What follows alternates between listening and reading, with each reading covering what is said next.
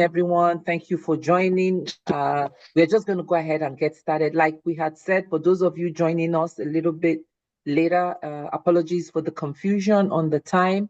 The time that we posted on the platform is the lab time. Mondays and Tuesdays, we're going to open for an hour for hands-on for those that can make it. I want to get into the nitty-gritty of some of the things that we've been talking about.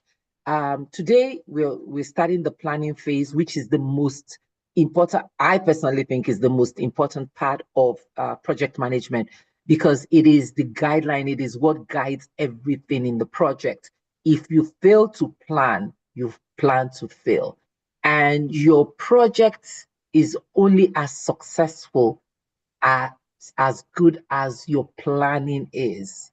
Let me repeat that again. Your project can only be as successful as good as your planning or your project management plan is. So we are going to, where are we now? Okay. Oh, sorry. So I just skipped it. No, we're still here. You can take the objectives. Okay. So the objective now is to understand the concept of a project management plan, which is a deliverable or the output from the project management for the project planning phase. And you learn how a well-structured plan integrates scope, schedule, budget, risk, and stakeholders management to guide the success of the execution. So you're going to have intercept with some of the knowledge areas. And we talked about scope being so important, schedule and budget being those critical components. So we'll delve into this quite a bit. So we're also going to develop a realistic project schedule. We are going to recognize the importance of a project budget and then plan for project risk. So all these subcomponents that we are going to be dealing with are inputs into the project management plan. Go ahead. So here we're going to define we started to define the project scope. But this here, we are going to establish the boundaries, because once your project scope is married to the budget, is married to the schedule that you have, anything else outside that is considered scope creep. Then the WBS, which is the work breakdown structure, is what breaks your project into compartments or different tasks. And it is through the WBS that you can now sequence your activities and then price them. We call it work packages in construction. So we'll be talking more about that. And then project risk, we've been talking about assumptions and some of the external factors that could impact your project. So in the planning phase, we start to identify, analyze the risks that are a threat to your project, even of benefit, and then how do we mitigate or even accept those risks that could benefit the project. Developing and controlling the project schedule. Again, the project schedule is a critical component of your project plan. So we are going to talk about that, because once you develop your WBS, then you can develop your schedule. But time also flies away from us. We're going to talk about how to manage your time, your schedule, based on what you have planned for. So many thought leaders emphasize the importance of planning. This is one of my favorites, and I've shared that with you. If you plan to fail, if you fail to plan, you plan to fail. And if you don't know where you are going, any road will take you there. That's another very favorite one. What gets measured gets managed. I want that to stick to you. What gets measured gets managed. And I would also twist it a little bit. What gets defined gets managed. What is known gets managed. So fill in the blank. So, but why is planning so critical? We've been talking about this throughout the sessions we've had. It clearly defines the objectives of the project. There is no ambiguity. Everyone is in the know. It is clear. So Wega can come and tell me, oh, you didn't tell me about this class or something. It is clear. We know what we are up against. Then it establishes structures and organizations. What is that roadmap? We've talked about the schedule, the budget, and the resource allocation, which is also part of what it helps the organization look at. And I think, was it 2 weeks ago, we said, you know the end from the beginning.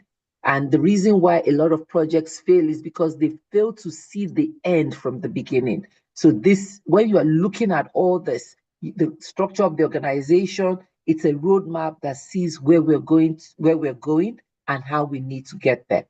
Performance and accountability, again, as teams, everyone has their role and responsibility and their scope that they are responsible for and how they contribute to the success of the project.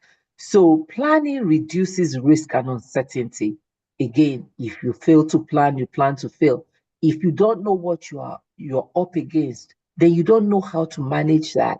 You can't start dealing with risk during the project, during execution. And we'll talk about that some more. And you will see why you can't afford. I mean, risk will always happen. There will be unplanned risk. You can't get away from it. But imagine if all your risks were unidentified and all your risks were unplanned, you're going to have a chaotic project. I think there's some people to say they were kicked out. Can you still let them back in, or? They were not, we didn't kick anybody out. We haven't locked the door. We didn't lock the room. We are not locking the room anymore.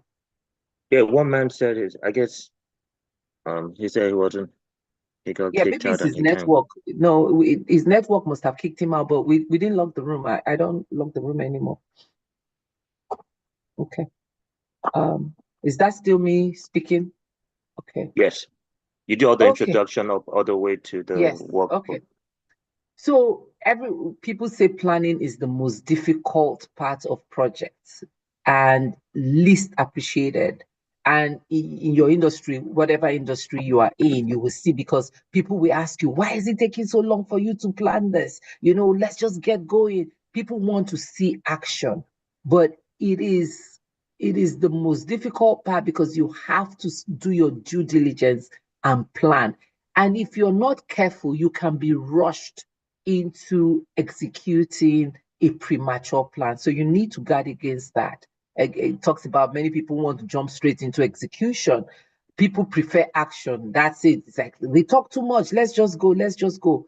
But this is where you, as the project manager, have to take responsibility and plan properly and help people understand the importance of the planning or of the planning phase. And so key purpose of planning, it guides the execution. It's a solid plan, provides a clear roadmap for implementation, ensures realism and practicality. A good plan is not theoretical. It must be realistic, actionable, and useful. And we'll demonstrate that throughout the class. It reduces chaos and risk. Without planning, projects become rather proactive. And I'm using construction, that's all I know, sorry. If you don't have a design, a plan, that means the builder can put the kitchen anywhere. And it may not connect to the mechanical system, may not connect to the water, may not connect to utilities if there isn't a plan, if there isn't a clear picture or a design of how all these different components, how they are going to be connected. This is really what planning does. All the different components of the project, it brings them together, ties them together, and shows you the sequence of activities and the relationship between them. So one of the biggest mistakes in project management is creating a detailed plan that no one follows. Yes, you have it. It's almost like, and for us Christians, you have the Bible, but you don't read it, right? You can't claim those promises. That's really what the project management plan is. And I'm not trying to be sacrilegious, but it's the guidebook for every project. So it is not meeting your organizational process. It's not just your OPA. We talked about organizational process assets last week. It is the guideline. It is what guides your project. It is also it's fluid to a certain extent, because there are times you may have to go and make some changes in your project, because as assumptions are getting clarified and as risks are getting clarified, or even as stakeholders' influence are changing, you would go and adjust your project management plan. So common pitfalls in project management and execution: lack of follow through by leadership, top managers demand a plan but fail to ensure it is tracked or implemented. But you are the project manager. You are responsible for following. That's why you are the PM. You are the one that has that responsibility. Even when management is shying away from it, you hold it. You are the custodian of that project management plan and you set the tone. So failure to hold teams accountable, a project manager promises to review plans but never follows through. Loss of team commitment, if leadership ignores the plan, who should the team follow? In this case, who is the leadership they are talking about? Is it the executive? Is it the CEO? Who is the leadership that the project team is talking about here? Who is the leadership the project team is talking about? Unmute and just respond. The project manager. Project manager. Yes. Because we tend to think it's someone else. We tend to think it's upper management. But in this case, you are the leadership that the project team is looking to hear. So why this is, go ahead, Matthew. Matthew, you raised your hand. Thank you so much, ma'am. Yes, I just want to ask a question. Most times, when the project manager abandon or do not follow the plan, what could have caused it? Does he have any other better plan? Or what was the reason behind him abandoning the initial plan he had prepared? It boils down to lack of professionalism, pure and simple. If you take your work as a professional and you have a plan, you have to follow through, then sometimes it could also be arrogance and pride. You know, some project managers, they've been doing this for so long. I know what I'm doing. I don't need a plan to tell me what I'm doing. I figured this out. But we forget that we are part of a team.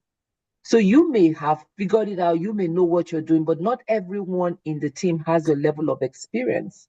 So you also have to put that into consideration.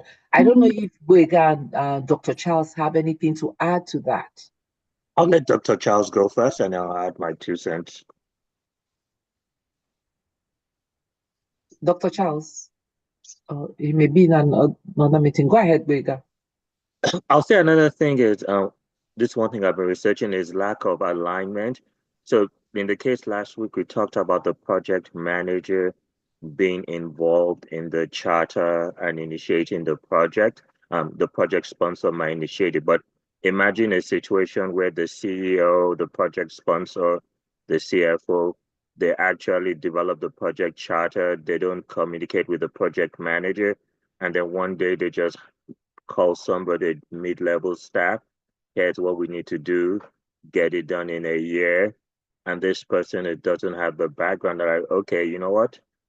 The Oga Pata wants it done in the year.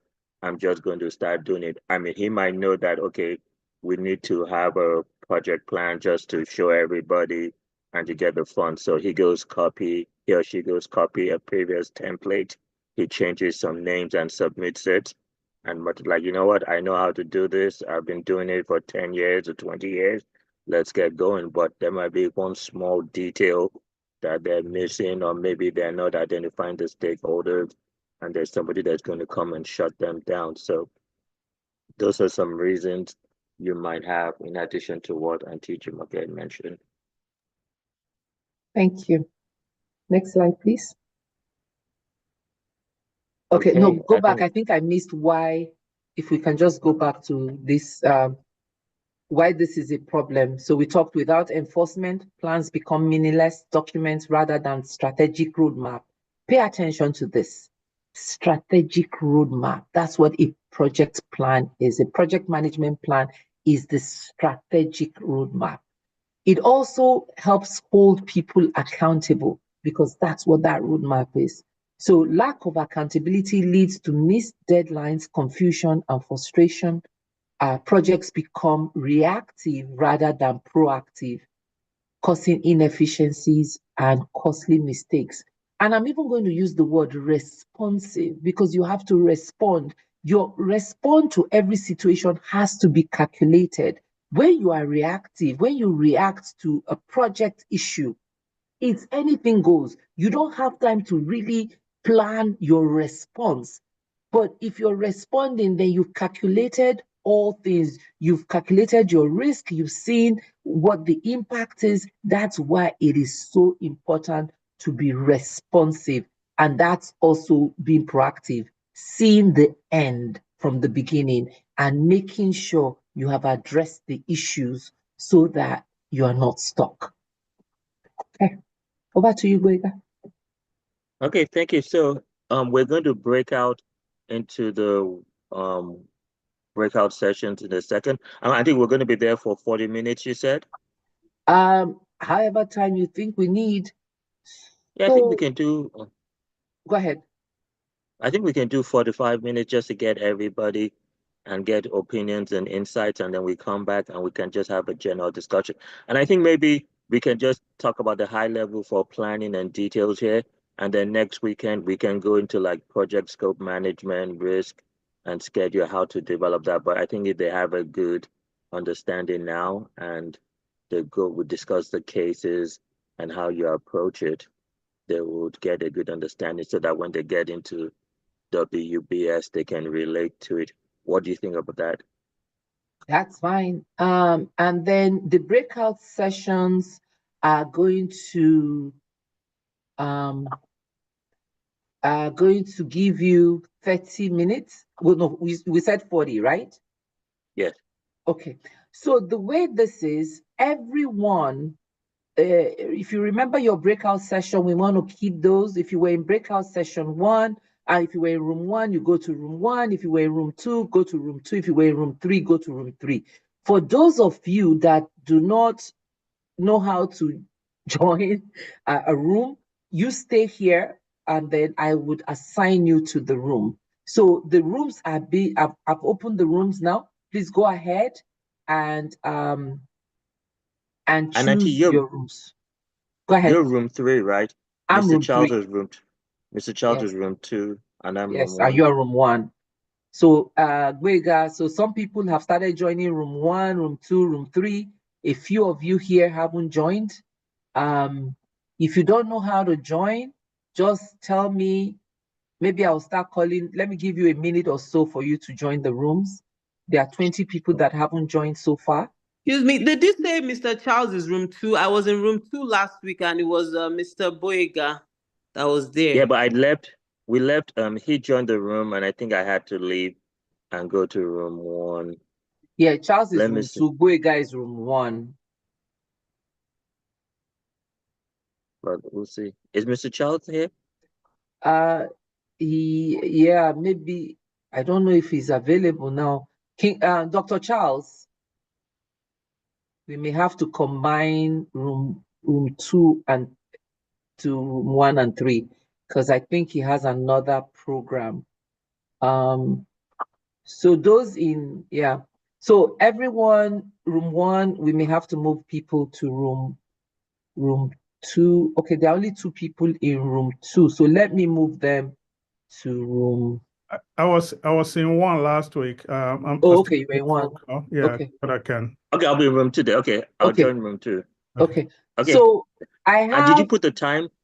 Yeah, I set the time. Yes, it's 40 minutes, and then it will close. It will automatically close after 40 minutes. So I have Abiola. What room were you in? I can assign you if you are not able to join. I wasn't in any room. I was with Mr. Boyega, but I was thrown out and I could not join again. So I want to go back to his room. So Boyega, what room are you in? One, right? Yeah, I think Boyega is in room 1. Okay, moved you to room 1. Aderisola, what room were you in last week? Aderisola, I'm going to put you in room 2. Sister Jesua, you were not here last week, so I'll put you in room 2. Iskira, what room were you in? Room 2. Room 2. Okay, I'll put you in room 2. King Charles, let me put. Did we say Charles was in room 2 or room 1? He can move. Okay. I was in room 1 last week. Okay, so take you back to room 1. Okay. I didn't have a room. I didn't have a room. Yeah, 1 second, sir. Damilare, what room were you in? Hello, ma. What room were you Hello, in ma. last week? I was unable to join last week because Okay, of so I'll put network you in issue, room ma. 3. Okay, ma. Uncle Festus, you were in room 3. You were in my room, right? Yes, room 3. Okay, room 3. Honorable Corey, what you were not able to join last week, correct? Yes, I wasn't. I Okay, wasn't so in any room. okay, I'll put you in room 2. And then Michael, what room were you in? Michael, do you remember your room? Okay, I'll put you I think in. it was free. I'm sorry? It was breakout section room 3. Okay. I'm correct. Okay. So we are all in our room. Let me join. So Michael, you should be in room 3 now. I'm still seeing you here. I don't know why. Oh, that's weird. Give me 1 second. You should be in room 3 already. Okay, yes. Michael, you haven't joined room 3. You have to accept. I moved you to room 3. You should be in there. You should be in room 3, but it says you haven't joined.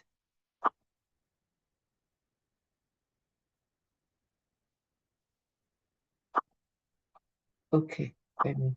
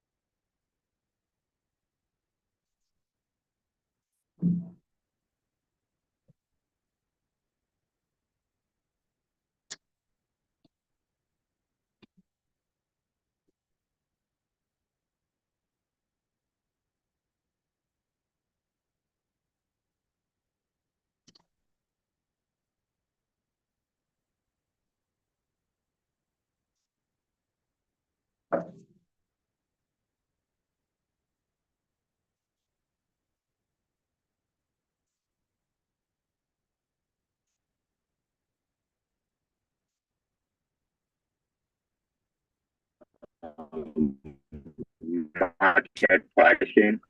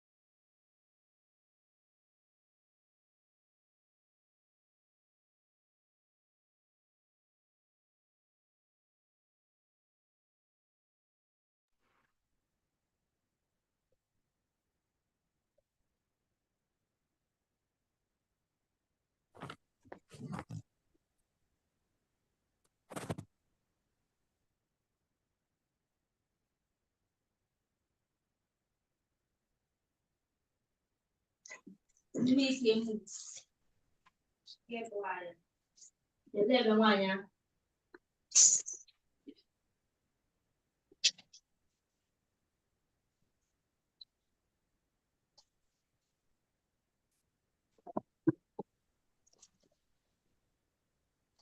I in the right room?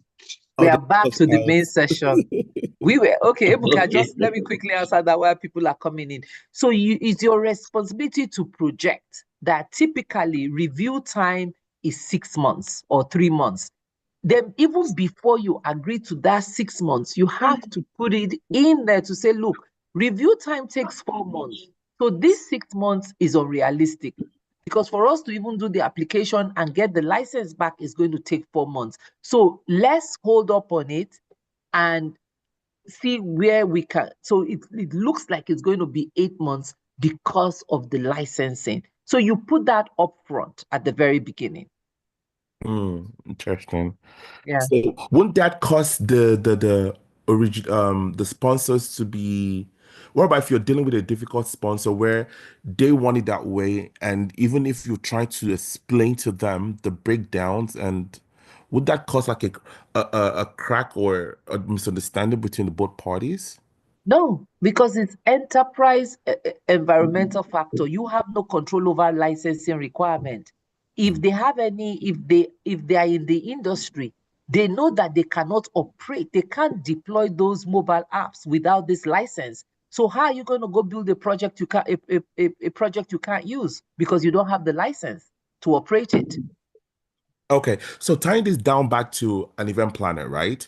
So sometimes when you're speaking with a potential client and then you're trying to explain to them this particular idea you're trying to explore will take more time than expected, they will feel like you're not capable of handling the situation. If you tell people things, people don't listen. If you show them, that's when they can relate. If you break down the activities, this is why. So you have to go rent these chairs. It's going to take 3 days for us to get approval to get these chairs. It's going to take 4 days for it to travel from Nigeria to the US. And they can see the sequence and see how it is not possible. When you tell people things are not possible, they don't want to take your word for it. But that's where the project schedule and the WBS and all those things now becomes diagrammatic that shows them what they really are up against. It's more realistic, it's more tangible for them. That is why project planning is very important, and schedule and things like that. I don't know if that answered your question. Yes, it did. It did. Okay. Thank you. Thank you. Over to you, Boyega. And I said, okay, I hope everybody enjoyed the breakout session. But one of the things we talked about is defining the project scope and the budget and timeline, defining the deliverables, which is part of the scope statement, creating a project schedule, and doing a risk assessment. But there's still more things you have to do to the project planning. Like, first of all, you have to set and prioritize your goals. What are the most important things you have to do, and when do they have to be done? You also have to identify your stakeholders, define roles and responsibilities. And I think just on the conversation Auntie was having, one of the things is you have to communicate your project plan, and there are also some soft skills involved. It's not just having a meeting and communicating and saying, here's the report. You might have to, maybe with a project sponsor, have a personal one-on-one meeting with him and give them a presentation. But maybe for the development team, they just want to know the scope and stuff, and they want to know where they find the plan. So you have to use soft skills and hard skills. Developing the project plan is kind of a hard skill, but communicating it and getting buy-in for everybody is a soft skill. But maybe just to give everybody to have a robust discussion. I know we went through a lot, the project management plan from the workbooks. Does anybody have any insights, questions, reflections they want to share, or anything they took away from the workbook?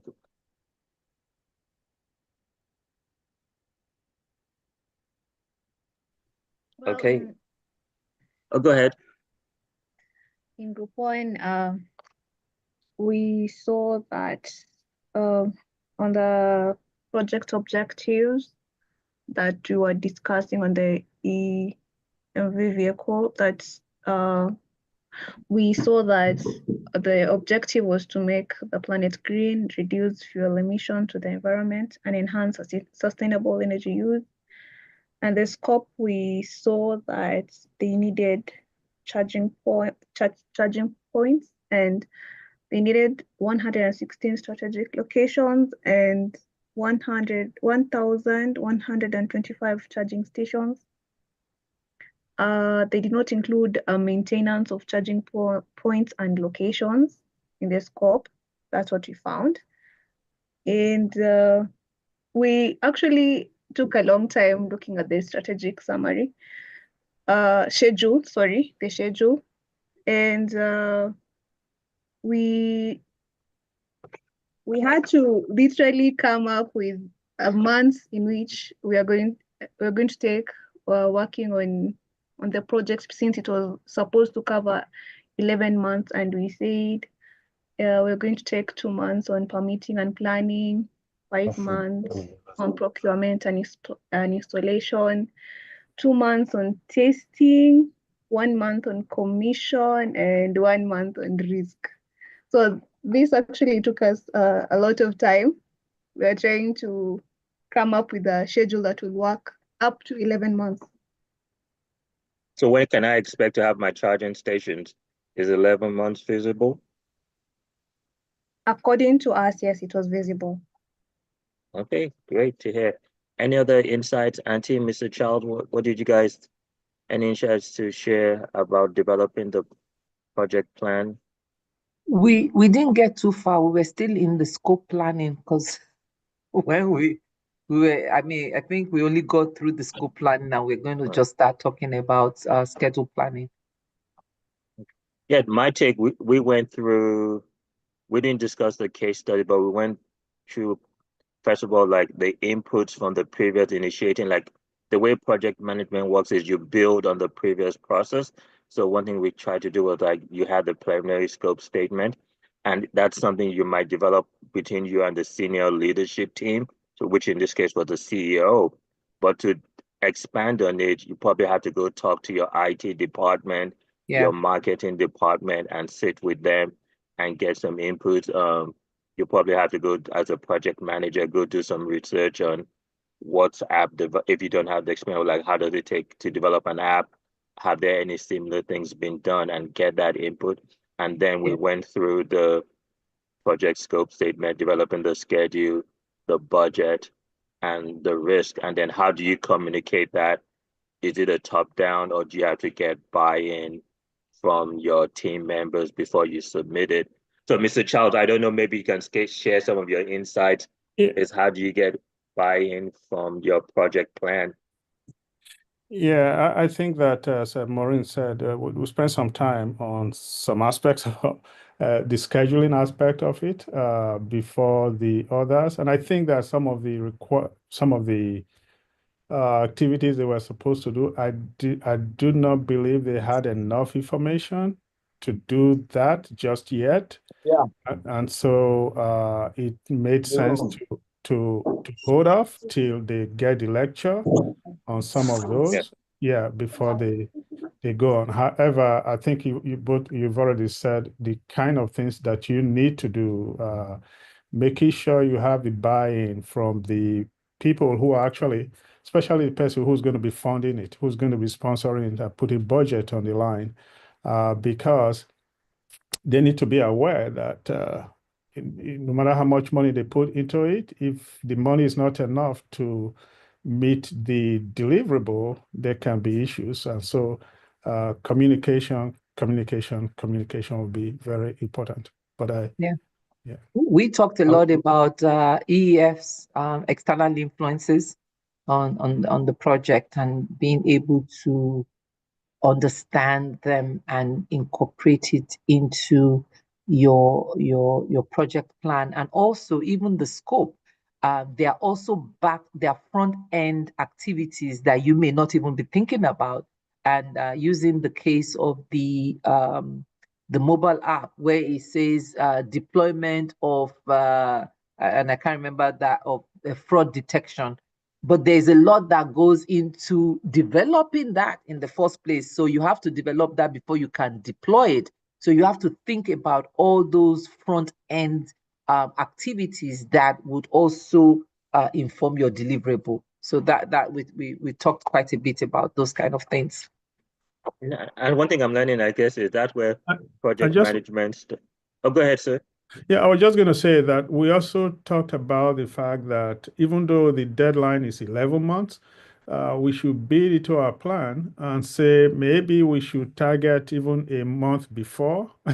That project manager will be extra popular to say we want to go to market, or we want to ship, or want to go live maybe 30 days before. Just to be able to test out everything. If things fall apart, we still have that one month to work with, because everybody, project manager knows that the last 10% is always a nightmare. Yeah, so everyone should have that substantial completion. It's a rule, right? That, like you said, you have to have that soft opening or whatever soft opening before the hard opening. Yeah. Yeah, you build in some slack into your schedule. So I guess we can move on and see what we can cover. But I think, as we mentioned, structuring the project for success includes collecting the project requirements. So in that case, I think we're just talking about the user testing. You want to start getting into the finer details of what it takes to the app. You want to ask, like, what are customers actually looking for? So that's where you can work with your marketing team for what the customers. But as far as collecting the project requirement from the stakeholders and the sponsor, we already mentioned that last week. I mentioned, as you want to expand on the scope statement, you have a preliminary scope statement, but you want to build on it. So first of all, you might talk to all the stakeholders, the project, the senior leadership team, which will include the CEO, who's the project sponsor, but you might also want to talk to the CFO, and maybe you have a chief technical officer, get some input with them, but then you go talk to the people who are actually going to do the work and get some input from them. Some of these things we're going to go into later is like a work breakdown structure and a WBS dictionary. I said, when you have something that is complicated, you want to break it down into smaller chunks and smaller chunks. One example to say is, if you try to eat an elephant in one go, or a cow, you're not going to be very successful. But if you cut it down, slaughter it, and you cut it down into different sections and tackle it one at a time, you'll be surprised the progress you make over time. So the main thing about project management is breaking down into major tasks, let's say 4 tasks, and then each of those 4 tasks, start breaking it down more and more, and you involve your project team to help you do that. But like anything in life, it's the people you're working with that have a big impact on your team. And maybe Mr. Charles, talk about the stakeholders and how they help you in your project planning. All right, thank you, Boyega. All right, so the stakeholders, and I think many of you have an idea who they are. These are the typical stakeholders. Definitely the sponsor, and this is a person who provides the funding and also gives a strategic direction. I think even though I was muted at the time, but I could read her lips. Ms. Jumoke was telling you guys about the strategic plan. So, and the direction for creating that strategic plan has to come from the owner, essentially, the sponsor. Because why is he the owner? Because he's the one that provides the money, the funds. If you run out of funds, there's no project. Then the team, and the project team, which executes all the tasks that are going to be assigned, the supporting staff, the people who see as a project manager, you can look at it as something like minister without portfolio, or you can look at it as somebody, you have a whole lot of power, but you don't have a whole lot of power. in the sense that you have all these big people, all these strong individuals that report to you, or because they're working with you on a project, but you don't have a whole lot of control over what they do. And so you have all these other people to support you, administration or administrative staff and technical people. Then internal customers. Internal customers, say, for example, you are in the marketing department. Though everybody in that team or on that your project team from the marketing department would be your internal customer, but engineering people, you can consider them external. But by definition here, these are people who are going to benefit from the outcome of your project. What about the upper management and functional managers? You want to make sure you identify this. Again, the essence here is these are all your stakeholders. Make sure you know them. You know their email addresses. You know their names. Not necessarily all of them, but most of them, the key ones. Then external stakeholders outside the organization. So you are, as I said, marketing, have somebody in engineering, they're outside your organization, but they are still stakeholders. Maybe I should flip that around. You're in engineering and you have somebody from marketing, even though they're outside your organization, but they are working with you on the team because they're going to help you sell this product. All right, then you have suppliers and vendors, people who will help you get the product out to the marketplace, assuming that you are building something that will go to market. Competitors, government officials, regulatory bodies, and I think this go very well with the last project we looked at, the EV installation, because you have government people who will permit you, who will approve your permit to do what you need to do. Then you have a community and citizens. This will apply depending on the type of project. Clearly defined here, if the project has a social, environmental, or economic impact, you want to make sure you know who the typical protesters, people save the earth, for example, climate change. If your project is going to affect, in fact, the case of the EV, obviously there's going to be climate, environmental implication for that. So you need to make sure you identify them.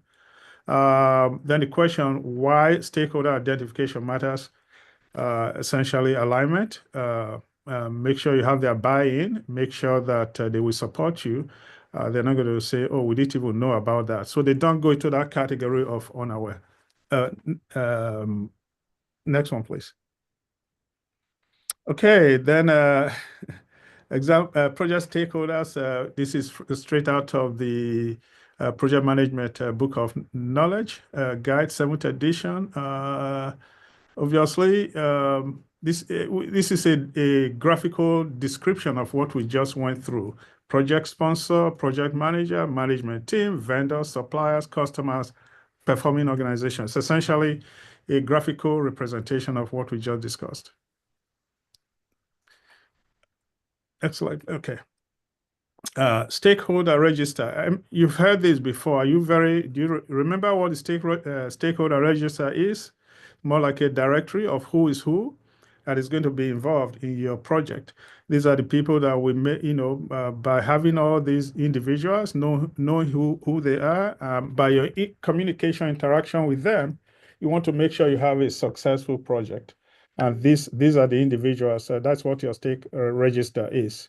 It's a living document that records, identifies stakeholders, roles and responsibilities, and how you engage with them, and stakeholder analysis, understanding influence and impact.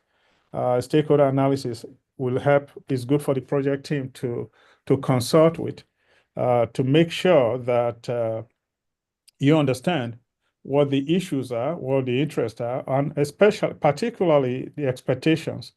The expectation of each stakeholder, because one of the things that can easily result from a poorly managed project is the question of expectations. If you have expectations mismatch, most definitely you will not be able to deliver a good project. So you want to make sure that these items are clearly understood. Mr. Charles, do you use any of the project management tools or CRM to help you? I know before we all had to use Excel or Word document, but do you use any of like a CRM or project management tool to create your stakeholder register? Actually, the most common one that I have used is Excel, because it's easy, less problematic, if you will, because once you start to go to the level of a CRM, it's almost like using a hammer to solve a screwdriver problem, something like that, because it becomes too expensive. So Excel is the most common one, but I also know there are some other tools out there that people use. I'm trying to think which of the common ones. If I There's remember. Asana, there's Trello, there's And there's Primavera. Procore. Procore also has a component of it. Okay. Oh. Okay. So maybe these guys can also tell us what they use in their environment. Okay. Yeah. I wanted to show that. Okay. The sample stakeholder register. You notice the key thing here: know who they are, their position, and their impact, the roles they have, and definitely how do you communicate with them. Contact information.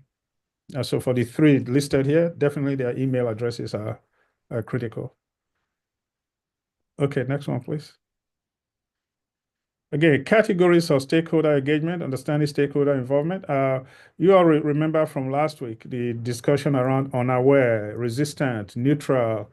This came up in our lab as well in our work last week.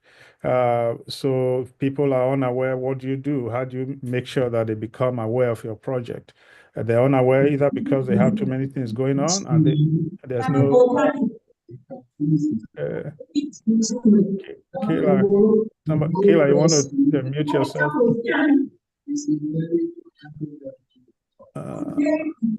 Sorry, I'm trying to mute her. Let me. Yeah. Okay.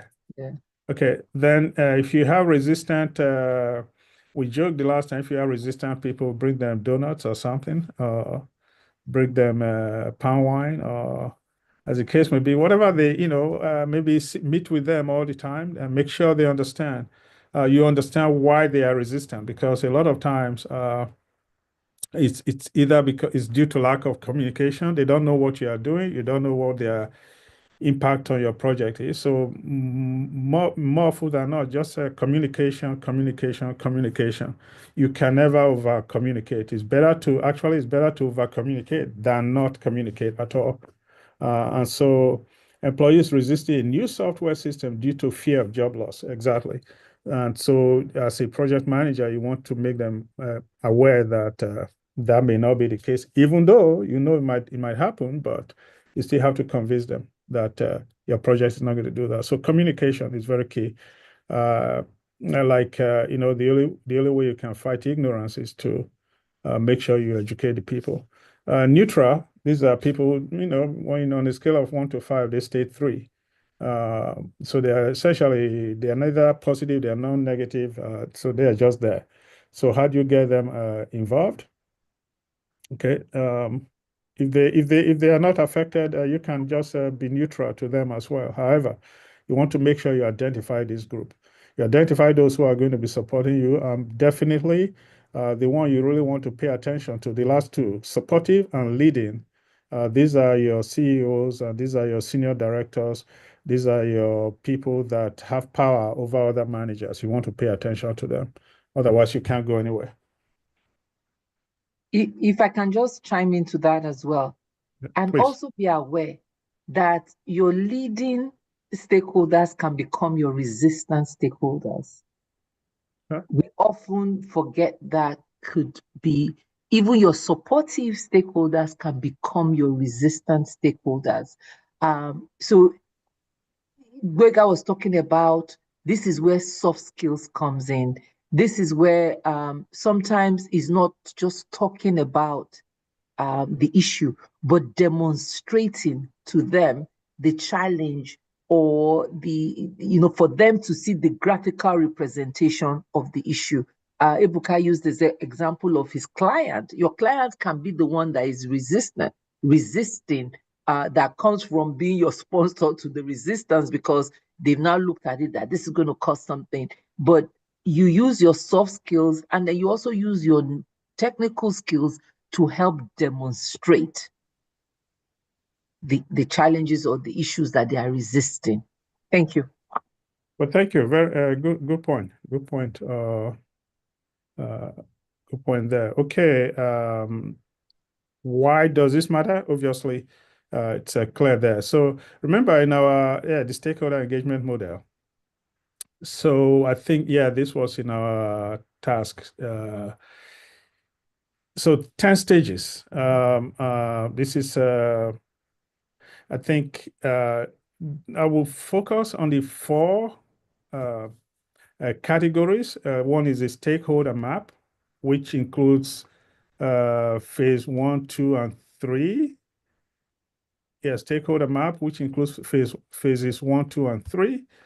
Engagement model, which includes stages 4, 5, 6, and 7, 8, 9 are a list of relevant issues, risks, and opportunities. Then action plan is the subcategory that has only 9 in it. So now the question becomes, what happens at the stakeholder map? That's essentially what this is suggesting. This diagram is sent to you. At stakeholder, at stages 1, 2, and 3, you will define the board of directors based based on daily. You do this segment stakeholder categories or segment stakeholder categories into subcategories. And how do you do that? Based on daily management criteria. And at stage 3, you do a prioritization of your stakeholder subcategories. And how do you do that? That's essentially what this is showing you.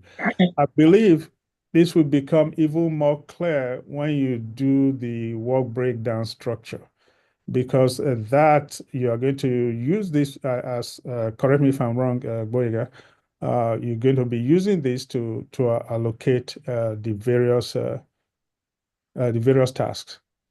And also this kind of model is obviously we all grew up doing it on Excel, but I think the new project management software and CRM softwares, they all are kind of designed like you have to plan it, but you can create like, I think if you're using something like HubSpot, you can say like influential, maybe executive level, and maybe you only communicate with them, like you send them a high level summary meeting every week or every 2 weeks.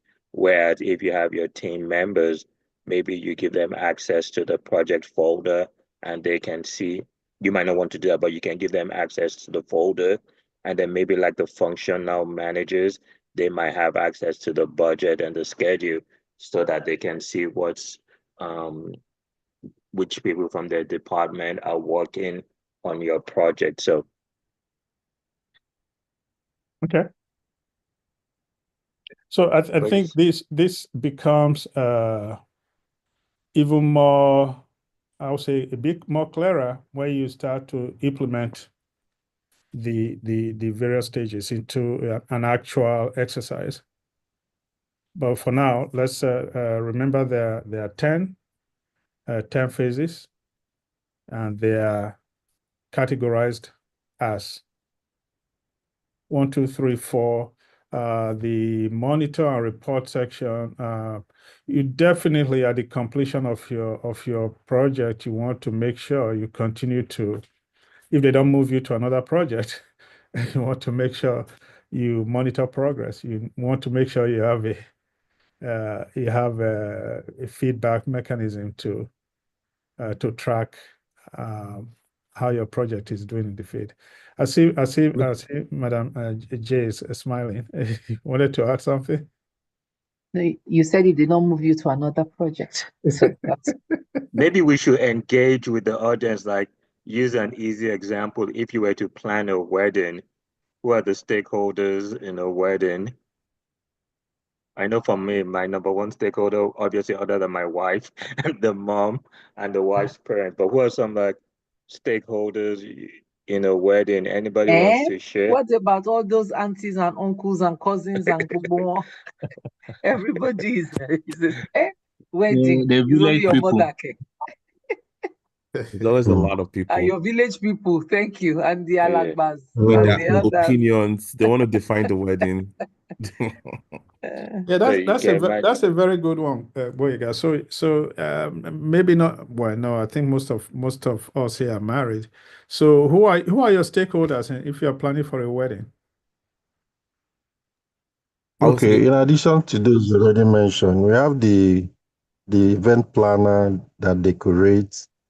If it does not decorate to your taste, it has marred your wedding. The cake maker, the cook, Good.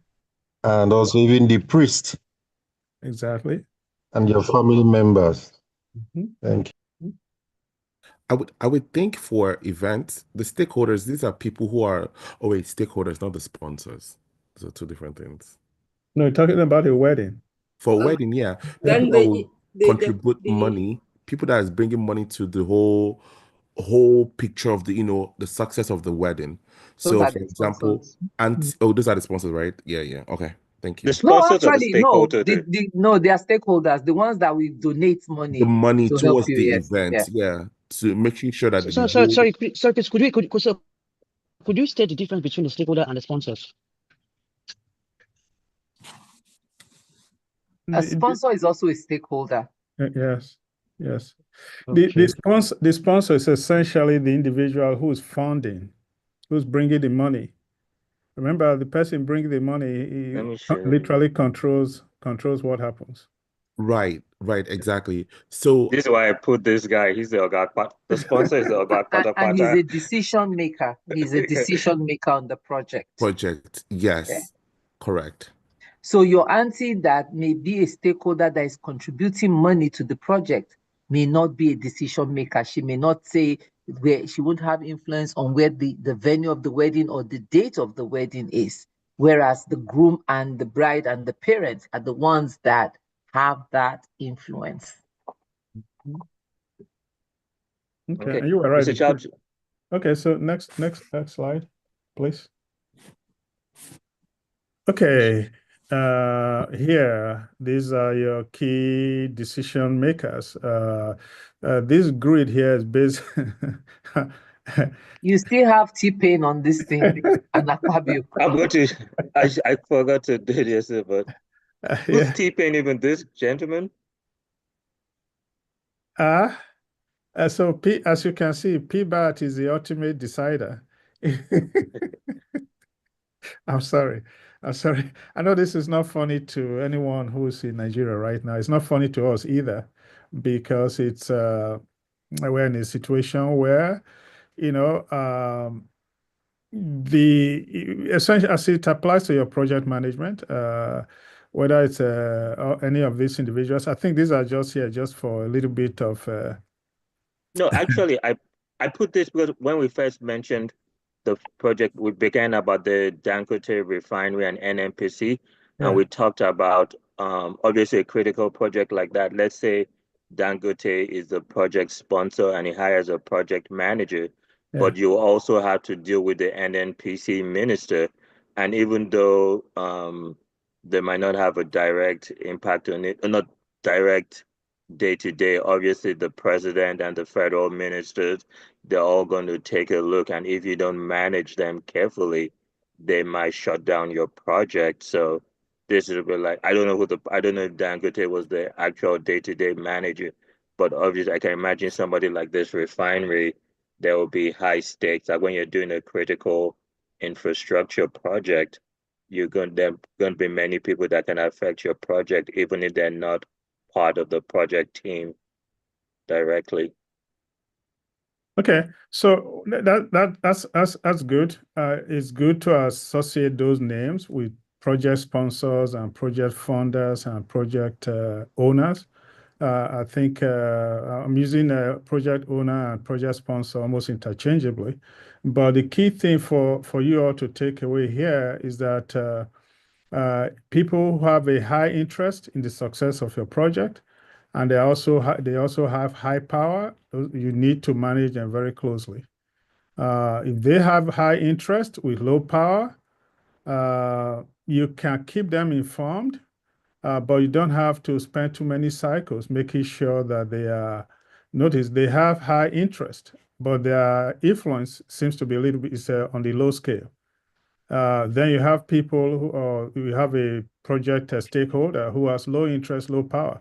Or what you need to do with them. Sorry, I have a question, please. Yes, please go ahead. So, can there be a scenario of multiple project sponsors? That's one. So I also want to ask in the example of let's say the Dangote refinery, right? Or a refinery or a government project, is it possible that you can also associate so for example, let's use Dangote. Can you also say Dangote and Tinubu are technically sponsors at the same time? Is that possible? Yes. Or can we? Yeah, I know why I'm asking that, because we understand that it's Dangote's refinery or a Dangote refinery, but yet you have the federal government playing a high role. So I can understand the federal government being a stakeholder, but should they be classified as a sponsor in this regard? That's my question. If I can chime in, so it depends on your project charter. It depends on what the agreement is from the beginning, that if we are coming in together, what they call the P3, for example, public-private partnership, those are the sponsors because they've come together as a vehicle, right? These three entities are the ones sponsoring, so the public, the privates, or whatever. And then the structure of their responsibility or engagement on that project is also very clear. So yes, you can have multiple sponsors on a project. Yeah, and also I will also add that in a case like that, you can have multiple project managers, because you are going to be delivering several delivery. There are going to be several deliverables in order to get to which is even going to make it very complex in terms of interaction. But what I was also thinking just as a simple, in addition to what QJ said, which is that you can have multiple sponsors. Take for example, Windows 95 and a hardware platform that Windows 95 is going to run on. So now you have a case of you have a hardware manager, you have a software manager. Both of them have this project that needs to be released, even though the public name that the customers know about is Windows 95. You have a software manager and a hardware manager who are both sponsors of that release, and they are going to be responsible for the success of that particular release. And now you can have two project managers working together to make sure they deliver Windows 95. Yet Windows 95 by itself is not a complete project without running on a hardware platform. Does that make sense? Yeah, and but maybe still, yes.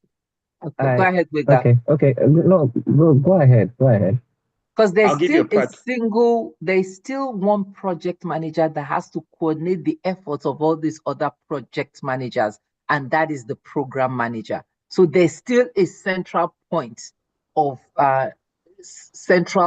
responsibility, even though you have all these different projects, but someone still has to glue everybody together. And the second thing I wanted to add to this, in terms of how it relates to your project management plan, your stakeholders' influence, if you don't understand how you're going to deal with them, so do you have to travel to Abuja to go and get approval? You have to put that in your plan.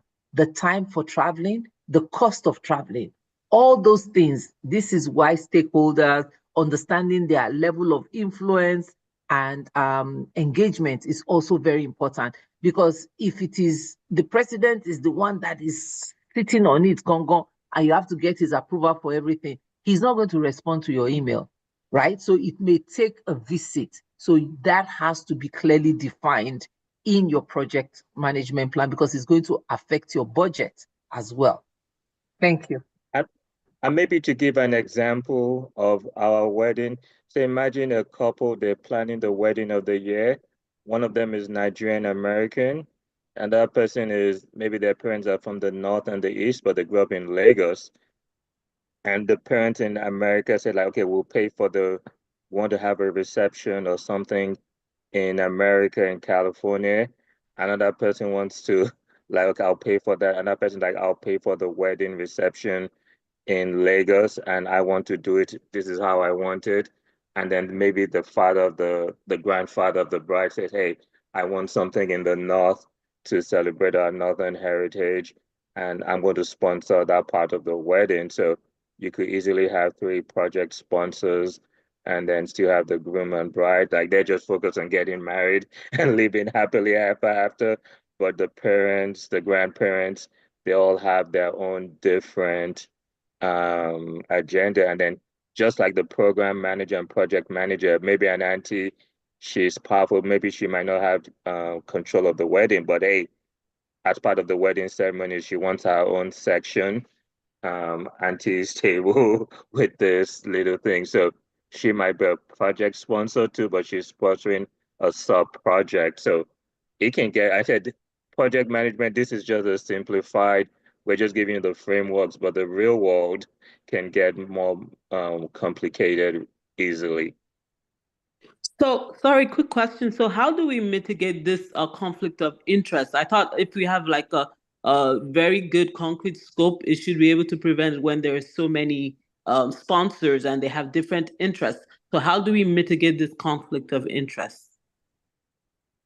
Diplomatic skills, and I'll let Auntie Jumoke, I'm sure she deals with that on a daily basis. On a daily basis. Again, that's where the stakeholders engagement comes in.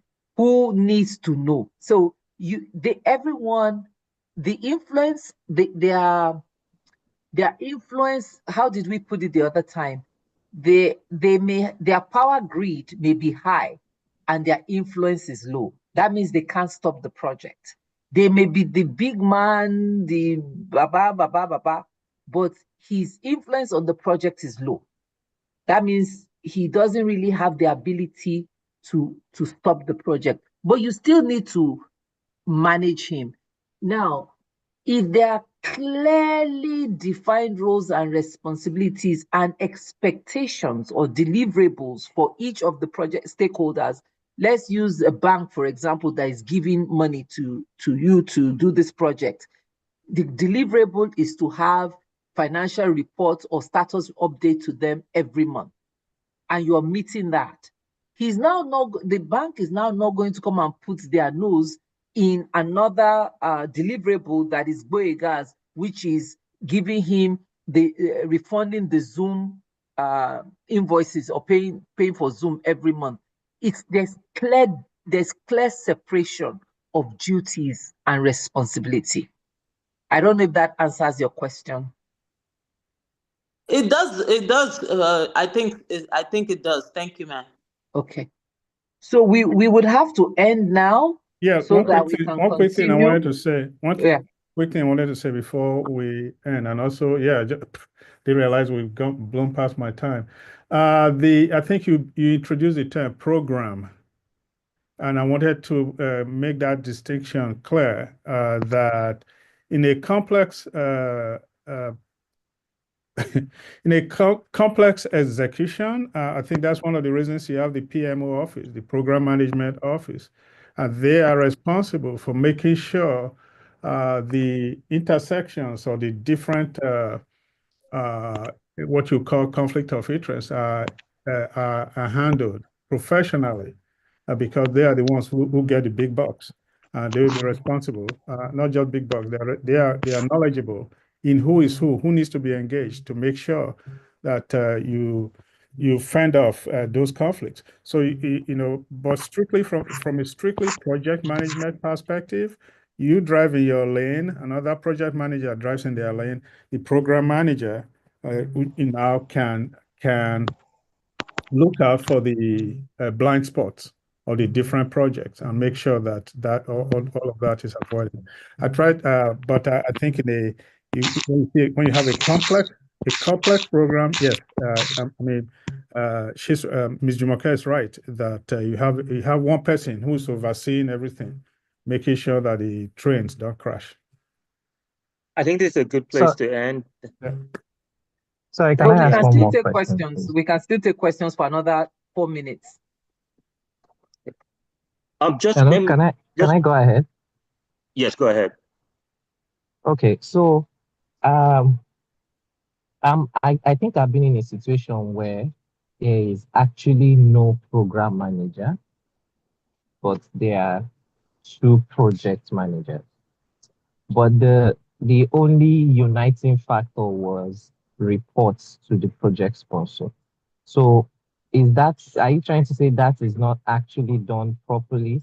Because the way I see it, if there is a proper handshake between 2 different project managers, there might not necessarily be the need for an overall project manager, because I've seen it work, but I just want to know if that's wrong. But that person they are reporting to, even though they don't have the title of a project manager, is actually managing both projects. Because if they are reporting No, I'm saying they report directly to the sponsor. So the sponsor is the one who has taken up that role. So if you have 2 projects that are kind of related, so the project sponsor will now be responsible for any intercept between those 2 projects, because the 2 project managers are not obligated or don't report to each other. They report to this project sponsor. So the project sponsor is the one that has to validate each of the projects and make sure that the resources or everything, if there's sequencing, if there's collaboration, is on the project sponsor. It's not on the project managers. They deliver their projects, and the project sponsor has to now see how they intercept. So in a nutshell, there's a loophole there, because there has to be someone. No, it can't be the project sponsor if he's clear that that's what he's doing.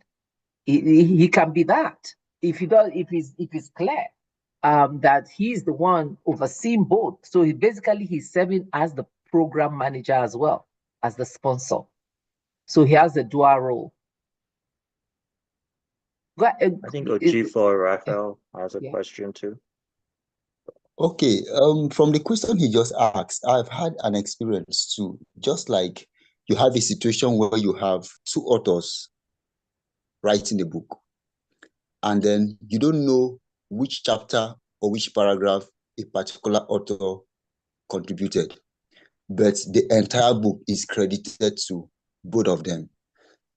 Now, is it possible for 2 project managers to lay claim to managing one project, even if they have someone that they report to, but that person they are reporting to is relying on their expertise, and whether he approves the project or not, he is still at the mercy of the competence of these 2 people who are performing the function of the project manager? I can share some insights and I'll let Antique wrap up and go. So the funny thing is I actually have a similar experience. So I'm working with this potential partner client, and he's actually writing a book. And then he said like, hey, Boyega, I want you to help me write a book. But he was like, additionally, I want you to help me develop the class workbooks and everything.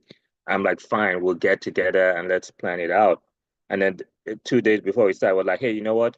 I brought in this other person. They're going to write the book. I just want you to focus on the module and the class and the workshop.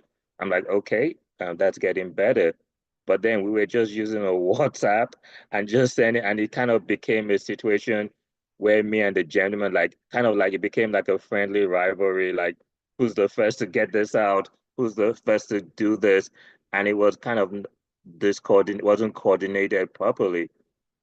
So finally, I was like, you know what, this is not the right way. So I sent an email to the person that asked us to, like, you know what, we really need to sit together and discuss who's going to do what and do then. And I said they wouldn't think of it as a project. They were not project management people. They're just like, let's get this done. Let's knock it out. But it was leading to a lot of confusion. So yes, if you don't have clear roles, responsibilities, you can go to create a lot of confusion. But Auntie, I think we're running up on your meeting time. We are up on time. Quilla, the fact that you are at another event doesn't mean that you're going to get this recorded session. We spend a lot of time doing this, and we need everybody to be present.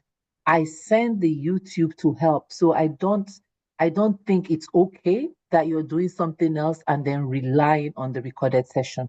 This is part of team building. Okay, I just want to put it out there. I'm very strict when it comes to things like this, because it's free doesn't mean that it's not valuable, and we have to respect each other's time. All right, I would definitely post the recording because it's good to have, but just putting it out there. All right, thank you all very much, and we still have a lot. Again, we're spending a lot of time on the planning. Monday, we have the workshop for as many that want to continue to get down into the nitty-gritty of it. Monday and Thursday, Gboyega, did we say Thursday? Yes, I'm but not I'll going to put be it in the available on calendar. Thursday, but you'll be available on Thursday for the work session. I'll be available on Monday.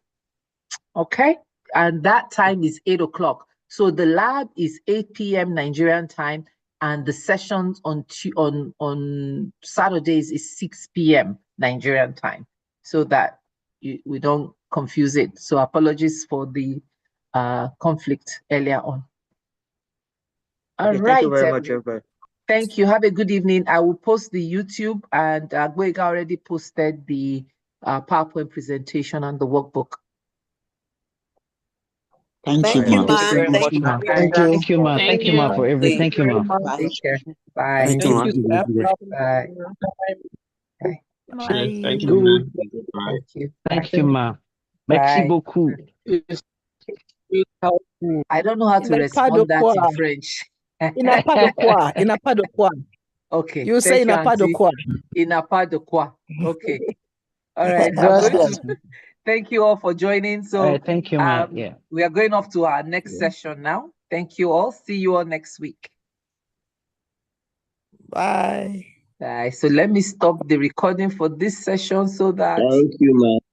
Really thank you. appreciate it. You're welcome. How do I even stop this?